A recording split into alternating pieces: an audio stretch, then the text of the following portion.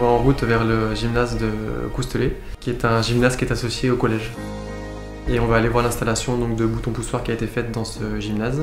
Quand je suis venu faire mon diagnostic initial, on s'est rendu compte, en discutant notamment avec le gestionnaire du site, que les usagers oubliaient fréquemment le chauffage allumé, ce qui est un cas récurrent dans les bâtiments publics. C'est pas spécifique à ce gymnase en particulier. On va vérifier que tout se passe bien. Voilà, c'est ça. Bon fonctionnement des installations. Les courbes de température qu'on va voir sont issues de ce type d'enregistreur. Donc ça, c'est juste un enregistreur de température qui nous permet d'avoir une courbe de température sur une durée donnée. Donc là, on a des plateaux ici et là qui sont des plateaux à température fixe qui sont en fait des oublis de chauffage par les usagers. C'est le bâtiment qui consomme le plus d'énergie sur la commune, d'où tout ce que l'on a fait pour faire des économies d'énergie conséquentes et avoir un système qui soit simple d'utilisation pour les usagers. Depuis qu'il y a ce bouton poussoir, on a gagné énormément d'énergie et de temps. C'est-à-dire qu'en fait, mon collègue, au lieu de passer son temps à descendre ou à augmenter le chauffage, il passe plus de temps à pouvoir faire d'autres actions dans le gymnase. C'est dans ce local que tout se passe, tout simplement. Les usagers viennent et s'ils veulent le chauffage pendant 2 heures, ils appuient sur le bouton poussoir. Et là, il y en a pour 2 heures de chauffage.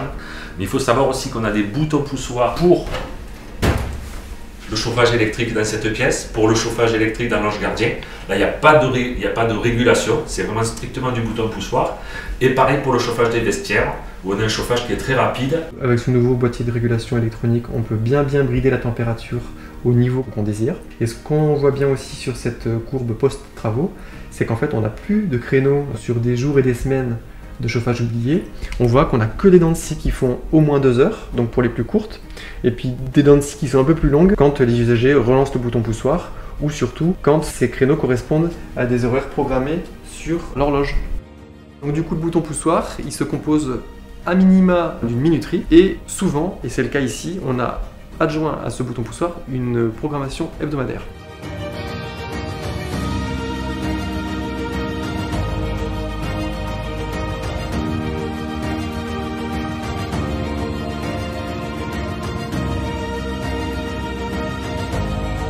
C'est une caméra thermique qui nous permet de vérifier que chaque aérotherme va bien démarrer conformément à la demande qu'il y a eu sur le bouton poussoir. Les usagers, quand ils vont appuyer sur leur bouton poussoir, ils vont tout de suite ressentir l'effet radiatif, et ce qui fait qu'en fait, avec une température ambiante de 16 degrés et la radiance qu'ils sentent, en fait, ils ont une température ressentie qui s'approche très vite des 19-20 degrés. Okay. On s'est dit qu'il fallait aller plus loin que la simple pose de bouton poussoir, mais qu'il fallait revoir de fond en comble le système de chauffage. Donc les premiers résultats sont très prometteurs, il va falloir voir sur la durée pour les confirmer, voire encore améliorer et affiner les programmations.